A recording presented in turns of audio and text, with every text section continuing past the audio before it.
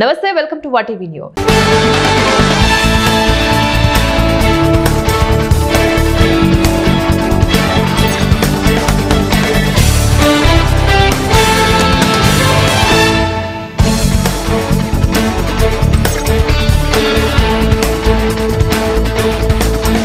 జంగారెడ్డిగూడెం మీ సేవా సెంటర్ నందు CPM party ఆధ్వర్యంలో కార్మికులకు హాని కలిగించే లేబర్ 4 కోడ్లను రద్దు చేయాలని నిరసన కార్యక్రమాన్ని చేపట్టారు.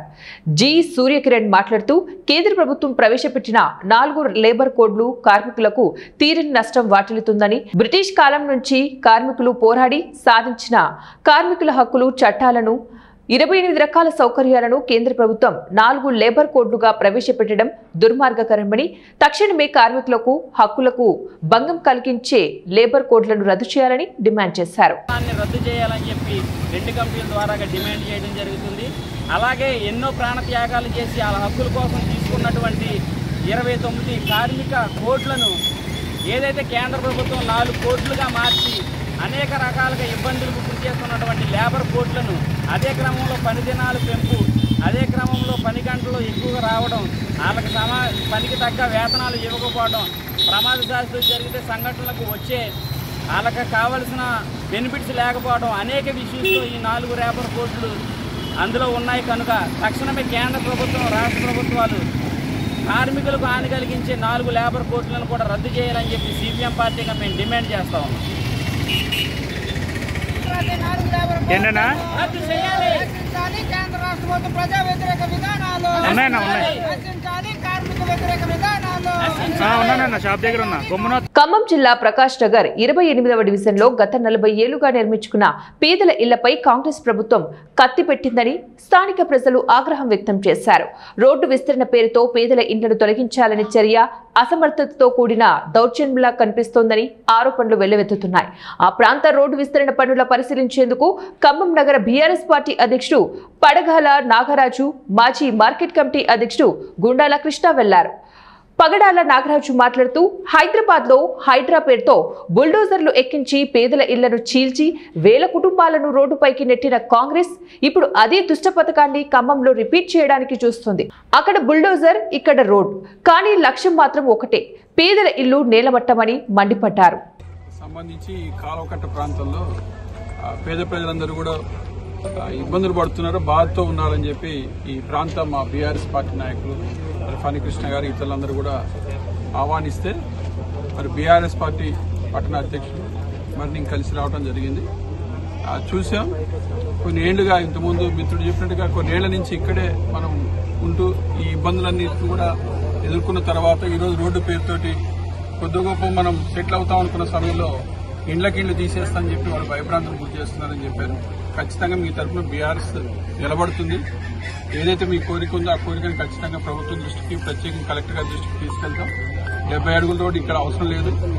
వీళ్ళంతవరకు 50 అడుగులు చేస్తే పేద ప్రజలకు ఎటువంటి ఇబ్బంది ఉండదు, పైగా వాళ్ళకి సహాయపడ్డట్టు కూడా అవుతుంది. కాబట్టి దయచేసి ఇమ్మీడియట్ గా దీన్ని ఉపసంహరించుకొని 50 అడుగులకే మార్కింగ్ పెట్టాల్సిందిగా కోరుతున్నాం. అలాగే ఎవరైనా ఇల్లు పోతే ఖచ్చితంగా స్థలాలు ఇవ్వాలి. దాంతోపాటు ఇందిరమ్మ ఇల్లు పథకం కింద ఆ డబ్బులు కూడా అరేంజ్ చేయాలి, లేదా వాళ్ళకి ఇష్టమైతే డబుల్ బెడ్రూమ్ ఇళ్ళని ఇవ్వాలి. ఇవన్నీ డిమాండ్స్తో ఖచ్చితంగా కలెక్టర్ గారి దృష్టికి తీసుకెళ్తాం. మీరు ఎవరు కూడా భయపడాల్సిన అవసరం లేదు. ఎందుకంటే అన్యాయంగా మీకేదో అన్యాయం చేస్తే ఎదుటి వాళ్ళకి లాభం కలిగించాల్సిన అవసరం ప్రభుత్వానికి కూడా లేదు.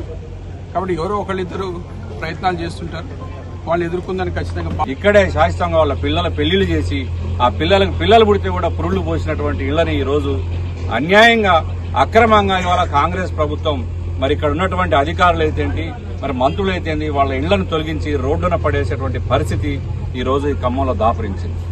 రోడ్ల పేరుతోటి ప్రజల్ని ఏదైనా ఉంటే ఆదుకోవాలి కానీ ఆ రోడ్డు సైడ్ పోయినటువంటి ఇళ్లని మరి ఆదుకునే పరిస్థితి లేదు, వాళ్ళకి హామీ ఇచ్చేటువంటి పరిస్థితి కూడా లేదు.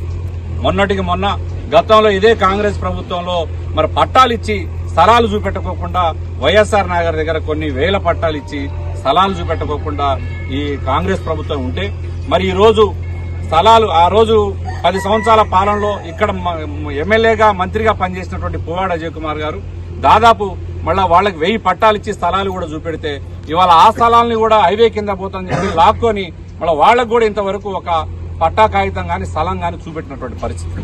అంతేకాదు ఏదైతే మున్నేరు మీద మరి అటు ఇటు సైడ్ సీసీ వాళ్ళు కడతా ఉన్నారు, ఆ సీసీ వాళ్ళు కడుతున్న క్రమంలో కూడా చాలా మంది పేదల స్థలాలు పోయినాయి. మరి వారికి కూడా ఇంతవరకు ప్రత్యామ్నాయం చూపలేదు, ఎక్కడ స్థలాలు కూడా ఇవ్వలేదు. ఈ రకమైనటువంటి వైఖరితోటి వాళ్ళ కాంగ్రెస్ ప్రభుత్వం ముందుకు పోతా ఉంది. ఇక్కడ ఏదైతే ప్రధానంగా మనం ఉన్నటువంటి ప్లేసు ఇవాళ 28వ డివిజన్ ప్రకాష్ నగర్ ఏదైతే ఉందో, ఈ ప్రకాష్ నగర్ పాత ఎన్ఎస్పీ కాలువ గోళ్లపాడు ఛానల్ ఏదైతే ఉందో ఆ కాలువ పక్కన వేసుకున్నటువంటి పేదల ఇళ్లను ఇవాళ కూలగొట్టడం కోసం ఇక్కడ ప్రభుత్వ యంత్రాంగం సిద్దమైంది. మేము బీఆర్ఎస్ పార్టీ నుండి ఒకటే డిమాండ్ చేస్తా ఉన్నాం. మీరు ఏదైతే రోడ్డు వేయాలనుకున్నారో ఈ రోడ్డు పెద్ద అంతా రద్దీ రోడ్డు ఏం కాదు. గతంలో అసలు ఇక్కడ రోడ్డు కూడా లేదు. కాలువకట్ట మీద ఈ ప్రజలు నడుచుకోవడం కోసం ఉన్నటువంటి పాదచారులు పోయేటువంటి రోడ్డు తప్ప వర్షం వస్తే సైకిల్ కూడా పోనటువంటి పరిస్థితి ఈ ప్రాంతం. మీరు ఒక్కసారిగా 70 అడుగుల రోడ్డు 80 అడుగుల రోడ్డు అని చెప్పి ఇక్కడ పేద ప్రజలను ఇబ్బంది పెట్టడం తప్ప మరి ఏమీ లేదు. మీరు పెట్టేటువంటి బాధలకి, మీరు చేసేటువంటి అధికారి కవింపు చర్యలకి ఇవాళ స్థానికంగా ఉన్నటువంటి ప్రజలు ఒకరు పెరాలసిస్ వచ్చి ఆలోచనకు గురై పెరాలసిస్ వచ్చి కూడా హాస్పిటల్ పడ్డటువంటి పరిస్థితి. మరి ఇట్లనే చేసుకుంటూ పోతే మరి గుండెపోట్లు కూడా వచ్చేటువంటి పరిస్థితి ఉంటుంది. ఎందుకంటే ఎప్పుడో 40 సంవత్సరాలు కట్టుకున్నటువంటి గూడును మీరు ఉన్న పరంగా కూలగొట్టి వాళ్ళని రోడ్డు మీద వేస్తా ఉంటే ఒక్కసారిగా వాళ్ళు భయభ్రాంతులకు గురై వాళ్ళు మరి చెలించిపోతా ఉన్నారు. కాబట్టి మేము ప్రభుత్వాన్ని డిమాండ్ చేస్తా ఉన్నాం. వాళ్ళని ఇల్లులు గనక పూర్తిగా తీసేటట్టుంటే ప్రభుత్వం మంచి ప్లేసులు ఇచ్చి వాళ్ళకి ఇందిరమ్మ డబుల్ బెడ్రూమ్ కట్టించడానికి మరి వాళ్ళకి ఆర్డర్లు ఇచ్చి శాంక్షన్ చేయించి తీయాల తప్ప మరి స్థలాలు పోయినది వాళ్ళకు కూడా అందరికీ స్థలాలు ఇచ్చి వాళ్ళకి ఇందిరమ్మ ఇల్లులు శాంక్షన్ చేయాలి. మేము కోరుకునేది ఒకటే, ముఖ్యంగా మీరు ఆ స్థలాలు ఇచ్చే కాడ ఎవరైనా పూర్తిగా ఇల్లు పోతే స్థలాలు ఇవ్వండి, ఇల్లులు కట్టియండి. కానీ ఈ రోడ్డును మాత్రం 50 అడుగులు చేస్తే చాలు అనేది ఇక్కడ స్థానికంగా ఉన్నటువంటి ప్రజలు మా అభిప్రాయం కూడా అదే. 50 అడుగుల రోడ్డు ఉంటే ఎవరికి ఇబ్బంది ఉండదు, అటు ఆ ఇల్లులు కూడా పోవు, ఎవరికి ఇబ్బంది పడాల్సిన అవసరం ఉండదు. కాబట్టి ఇక్కడ ఉన్నటువంటి గౌరవ మంత్రి గారిని తుమ్మల నాగేశ్వరరావు గారిని అదేవిధంగా దేశంలోని ప్రతి వ్యవస్థ రాజ్యాంగానికి లోబడి పనిచేయాలని సీనియర్ సివిల్ జడ్జి మరియు న్యాయ సేవాధికార సంస్థ కార్యదర్శి ఏ నాగరాజు అన్నారు. ప్రపంచవ్యాప్తంగా ఎన్నో రాజ్యాంగాలను అధ్యయనం చేసిన తర్వాత మన దేశాన్ని నడిపించడానికి అనుగుణంగా భారత రాజ్యాంగాన్ని రూపకల్పన చేయడం జరిగిందని జయశంకర్ భూపాలపల్లి జిల్లా ప్రధాన న్యాయమూర్తి న్యాయ సేవ అధికార సంస్థ కార్యదర్శి ఏ నాగరాజు తెలిపారు. రాజ్యాంగ దినోత్సవాన్ని పురస్కరించుకుని జయశంకర్ భూపాలపల్లి జిల్లా కేంద్రంలోని గాంధీనగర్ గల మహాత్మా జ్యోతిబా పూలే బాలికల గురుకుల పాఠశాలలో సమావేశం నిర్వహించారు. జిల్లా న్యాయ సేవ అధికార సంస్థ ఆధ్వర్యంలో నిర్వహించిన ఈ సమావేశంలో జడ్జి ముఖ్య అతిథిగా పాల్గొని ప్రసంగించారు. రాజ్యాంగంలోని ఆర్టికల్ 19 ప్రకారం ప్రాథమిక హక్కులు కల్పించబడతాయని వారన్నారు. Social, economic and political liberty of thought, expression, belief, faith and worship, equality of status and of opportunity, and to promote among them all fraternity, assuring the dignity. Jayashankar Bhupalpally జిల్లా కేంద్రంలో ఐడిఓసి కార్యాలయంలో 27వ తేదీ నుంచి ప్రారంభం కానున్న మొదటి విడత నామినేషన్ల ప్రక్రియ, ఎన్నికల ప్రవర్తన నియమావళిని అమలు, 2-3 దశల్లో ఎన్నికల నిర్వహణ, శాంతి భద్రతల తదితర అంశాలపై ఎస్పీ సిరిశెట్టి సంకీర్తితో కలిసి పాత్రికేయుల సమావేశం నిర్వహించారు. ఈ సందర్భంగా జిల్లా కలెక్టర్ రాహుల్ శర్మ మాట్లాడుతూ జిల్లాలో మొత్తం 12 మండలాల్లో 3 దశలుగా ఎన్నికలు నిర్వహించనున్నట్లు తెలిపారు. 12 మండలాల పరిధిలో 248 గ్రామ పంచాయతీలలో 2012 వార్డులు ఉన్నాయని ఆయన తెలిపారు. 3 దశల్లో నామినేషన్ ప్రక్రియ స్వీకరణకు 77 క్లస్టర్లు ఏర్పాటు చేసినట్లు తెలిపారు. మొదటి దశలో గణాపురం, కొత్తపల్లి, గోరి, రేగుండ, మొగుళ్లపల్లి మండలాల్లోని 82 గ్రామ పంచాయతీల పరిధిలోని 712 వార్డులకు ఎన్నికలు నిర్వహించనున్నట్లు తెలిపారు. రెండవ దశలో చిట్యాల, టేకుమట్ల, భూపాలపల్లి, పలిమెల మండలాల పరిధిలోని 85 గ్రామ పంచాయతీలలోని 694 గ్రామ పంచాయతీలకు, మూడవ దశలోని మల్హర్రావు, మహదేవాపూర్, మహాముత్తారం, కాటారం మండలాల్లోని 81 గ్రామ పంచాయతీల్లోని 696 గ్రామ పంచాయతీలకు ఎన్నికలు నిర్వహించనున్నట్లు తెలిపారు. మొదటి విడత డిసెంబర్ 11వ తారీఖున, రెండవ విడత 14వ తారీఖున, మూడవ విడత 17వ తారీఖున పోలింగ్ నిర్వహించనున్నట్లు తెలిపారు. మొత్తం 3,02,147 మంది ఓటర్లున్నారని, వారిలో పురుషులు 1,47,388 మంది, మహిళలు 1,54,744 మంది, ఇతరులు 15 మంది ఉన్నట్లు తెలిపారు. ఎన్నికల నిర్వహణకు 77 క్లస్టర్లుగా విభజించామని, 2,523 మంది పీఓలు, 3,059 మంది ఓపీఓలు 92 మంది స్టేజ్ 1 రిటర్నింగ్ అధికారులు, 278 మంది స్టేజ్ 2 రిటర్నింగ్ అధికారులు, ఏఆర్ఓలు 93 మంది, జోనల్ ఆఫీసర్స్ 42 మంది, ఎఫ్ఎస్టీ 40 మంది విధులు నిర్వహించనున్నట్లు తెలిపారు. మన స్టేట్ ఎలక్షన్ కమిషన్ నుంచి మన షెడ్యూల్ అనౌన్స్ చేశారు. సో నా రేపటి నుంచి మన మొత్తం రాష్ట్రంలో అండ్ మన భూపాలపల్లి జిల్లాలో కూడా మన ఎలక్షన్స్ నోటిఫికేషన్ స్టార్ట్ చేసి ఫేజ్ 1లో మనం వెళ్తున్నాం. సో నేను మన జిల్లా గురించి కొన్ని వివరాలు ఇస్తున్నాను. సో మన జిల్లాకి మన అన్ని జిల్లాకి యాక్చువల్గా 3 ఫేజ్లో ఎలక్షన్ జరుగుతుంది. సో రేపు ఫస్ట్ ఫేజ్ అంటే 27th నవంబర్కి అది date of issue of notification and notice form 1 ఇస్తారు 27th నవంబర్కి. And then last date for filing of nomination is phase 1 29th November, and then scrutiny 30th November ku chestaru. Then list of validly nominated candidates kuda 30th November ku 5 PM tarvata chestaru. Then appeal chestaru 1st December ki. Then last date for disposal is 2nd December, and then last date for withdrawal of candidates is 3rd December. Then publication of list of contesting candidates 3rd December. Then 11th December ku date of poll ఇది 7 AM to 1 PM అవుతుంది. And then counting 2 PM తర్వాత same డేట్కు మనం counting చేస్తాం. ఇలాగా phase 1 phase 2 30th నవంబర్కి nomination receive చేస్తాం. And third ఫేజ్కి 3rd డిసెంబర్కి నామినేషన్ రిసీవ్ చేస్తాం. అండ్ ఫేజ్ 2లో 14th December is a date of vote. And third ఫేజ్కి 17th December is the date of poll. So phases wise వెళ్తే మన దగ్గర యాక్చువల్లీ టోటల్ 248 గ్రామ పంచాయత్స్ ఉన్నాయి, 12 mandals, 2 divisions. So 2102 wards. So ప్రతి వార్డ్కి ఒక పోలింగ్ స్టేషన్ ఉంటుంది. సో టోటల్ 3 ఫేజెస్కి కలిపి 2102 పోలింగ్ స్టేషన్స్ ఉన్నాయి. అండ్ పోలింగ్ లొకేషన్స్ మన దగ్గర 279 ఉన్నాయి. సో ఇది ఇది ఫేజెస్లో చూస్తే, సో ఫేజ్ 1లో 4 మండల్ అంటే ఘన్పూర్, కొత్తపల్లి, గోరి, రేగొండ, మోగ్లాపల్లి, ఈ 4 మండల్లో 82 జీపీస్ అండ్ 712 వార్డ్స్ ఈ పోలింగ్లో వెళ్తున్నాం. సో ఇది సిమిలర్లీ ఫేజ్ 2లో కూడా 4 మండల్స్లో భూపాలపల్లి, టేక్మట్ల, చిట్యాల అండ్ పల్లిమెల్ల, ఈ 4 మండల్స్ ఫేజ్ 2లో. ఫేజ్ 2 అంటే ఇది date of poll will be 14th December. ఇందులో 85 GPs and 694 wards. And phase 3 అంటే 17th December will be the date of poll. అందులో కూడా 4 మండల్స్ మల్లారావు, మహాదేవ్పూర్, మహాముతారం, కాటారాం. ఇందులో 81 జీపీస్ అండ్ 696 వార్డ్స్. సో ఇలాగే టోటల్ కలిపి 248 జీపీస్ అండ్ 2102 వార్డ్స్కి మనం ఎలక్షన్స్ 3 ఫేజ్లో మనం చేస్తున్నాం. సో ఇందులో మన ఓటర్స్ చూస్తే టోటల్ మన దగ్గర ఓటర్స్ 3,02,147. అందులో male voters 1,47,388, female voters 1,54,744 and others 15. And polling stations కూడా ఇప్పుడే 2102 చెప్పాను. అది కూడా ఓటర్ లిస్ట్ ద్వారా చూస్తే అప్ టు 100 739, 101 to 200 వరకు 986. రేపటి నుంచి నామినేషన్ ప్రక్రియ స్టార్ట్ అవుతుంది. సో మీ అందరికి తెలుసు, గ్రామ పంచాయత్స్ని మనం నామినేషన్ కోసం క్లస్టర్స్గా డివైడ్ చేసుకున్నాము.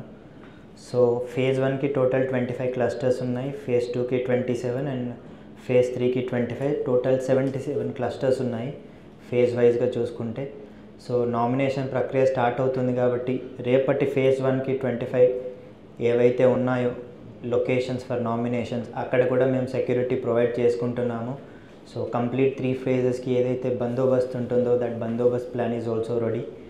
అండ్ ఇది కాకుండా నెక్స్ట్ పోలింగ్కి వచ్చేసరికి మనకు పోలింగ్ స్టేషన్స్ని మనం క్లాసిఫై చేసుకున్నాము. Normal polling stations, sensitive polling stations and critical polling stations. So మనకు critical polling stations are very important. So ఎక్కడైతే కొంచెం ఇష్యూస్ ఉంటాయో ఏరియాలో local issues, because local body elections are fought on local issues కాబట్టి ఎక్కడ we feel the elections might get disturb అట్లాంటి ఏరియాస్ని we have classified as critical polling stations and locations. అలా phase 1లో చూసుకుంటే వీ హ్యావ్ 10 లొకేషన్స్, ఫేజ్ 2లో 10 locations and phase 3 10 locations, total 30 locations ఉన్నాయి. Overall polling booths చూసుకుంటే 312 polling booths are critical locations. అక్కడ మేము అడిషనల్ ఫోర్స్ని డిప్లాయ్ చేస్తాము so that no untoward incident happens. Apart from this, as soon as yesterday election announcement was made, నిన్న MCC అనేది ఫోర్స్లోకి వచ్చింది. అండ్ నౌ ఆన్వర్డ్స్ క్యాండిడేట్స్ ఎవరైతే కంటెస్ట్ చేస్తున్నారో, if they try to bribe the people or distribute freebies కానీ or somehow they try to influence the election process in their favor, అలాంటి ఏ violation మా నోటీస్లోకి వచ్చినా చట్టపరమైన యాక్షన్ తీసుకోవడం జరుగుతుంది. And at the same time this election is for the people, this election is fought on local issues. So కాబట్టి electing a good person, ఎవరైతే మీ ఏరియాని అభివృద్ధి చేయగలుగుతారో, it all depends on you. So I request each and every one, all the citizens who is having eligibility to vote in these elections, come forward and select the candidates who you feel is the right one for development of your area. And also I request all the people, if any issue comes to your notice, ఏదన్నా poll related వైలెన్స్కి సంబంధించి కానీ, any poll MCC related వైలెన్స్కి సంబంధించి we are 24/7 available. Election cell కూడా form చేసుకున్నాము. And number is also there, toll free ఒక number ఉంది ఎలక్షన్ సెల్కి. You can take it, you can inform us. So immediately we will respond. We will be having our striking team కూడా రెడీగా ఉంటుంది ఎక్కడైనా ఏదైనా ఇష్యూ అయితే రెస్పాండ్ అవ్వడానికి. And I request people to come forward for voting without any fear, and please participate in this process of democracy. And that is all from my side. Thank you everyone. ప్రకాశం జిల్లా దేవకొండ గ్రామంలో ఉన్నటువంటి సుబ్రహ్మణ్య స్వామి ఆలయం నందు బుధవారం సుబ్రహ్మణ్య స్వామి షష్ఠి సందర్భంగా సుబ్రహ్మణ్య స్వామి వారి కళ్యాణోత్సవం ఘనంగా నిర్వహించారు. కార్యక్రమం శ్రీ సంతాన సుబ్రహ్మణ్యేశ్వర స్వామి దేవస్థానంలో జరిగిన శాంతి కళ్యాణ మహోత్సవం. సామూహికంగా పూజా కార్యక్రమాలలో అధిక సంఖ్యలో భక్తులు పాల్గొని తీర్థ ప్రసాదాలు స్వీకరించారు.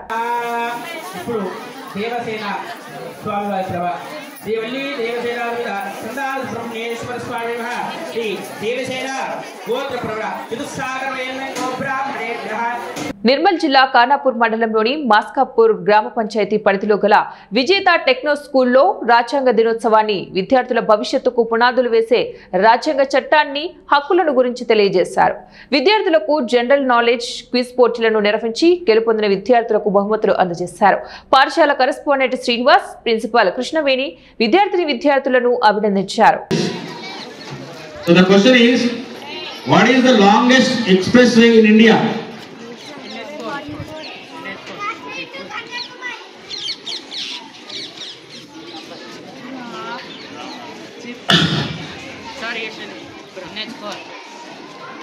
No, you have to say the starting point and ending point.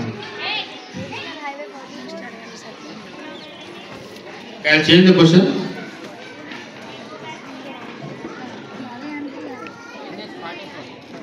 Over. Again, what is the tallest mountain in India? Wrong, me choice అయిపోయింది. నెక్స్ట్ థింక్ అండ్ సే, మీకు రెండు టీమ్స్ కి chance.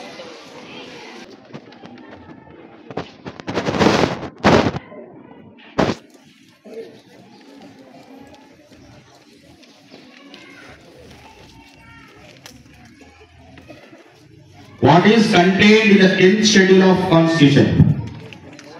Again, we are coming back to the Constitution. 10th schedule.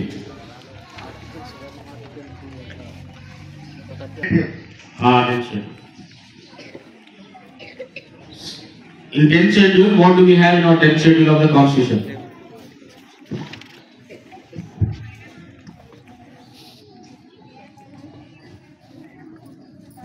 భారత రాజ్యాంగ దినోత్సవాన్ని పురస్కరించుకుని ప్రభుత్వం నిర్వహించిన మాక్ అసెంబ్లీలో గిద్దలూరు నియోజకవర్గం తరపున విద్యార్థి నక్కా రమ్య పాల్గొంది. ఈ సందర్భంగా హోంమంత్రిగా సభలో సభ్యులు అడిగిన ప్రశ్నలకు ప్రభుత్వం తీసుకుంటున్న చర్యలను చక్కగా వివరించింది. విద్యార్థి చెప్పిన సమాధానాలకు సీఎం చంద్రబాబు సైతం ఫిదా అయ్యారు. నక్కా రమ్యను గిద్దలూరు నియోజకవర్గ ప్రజలు, ఉపాధ్యాయులు పలువురు ప్రశంసించారు. 2 కిలోల యాష్ ఆయిల్ ని సీజ్ చేశాం అధ్యక్ష. అలాగే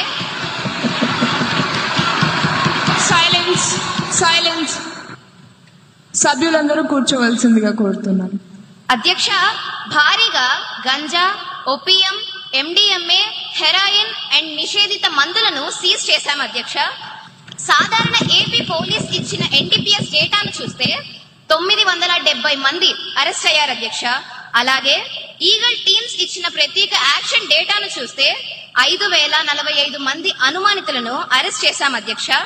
అధ్యక్ష, as per NCB data, over 1,09,000 kg of illicit drugs have been seized in major cases between 2020 to May 2025. అధ్యక్ష, రెండవ ప్రశ్న, విద్యా సంస్థల్లో డ్రగ్ వినియోగం నివారించడానికి తీసుకుంటున్న చర్యలు ఏమిటి?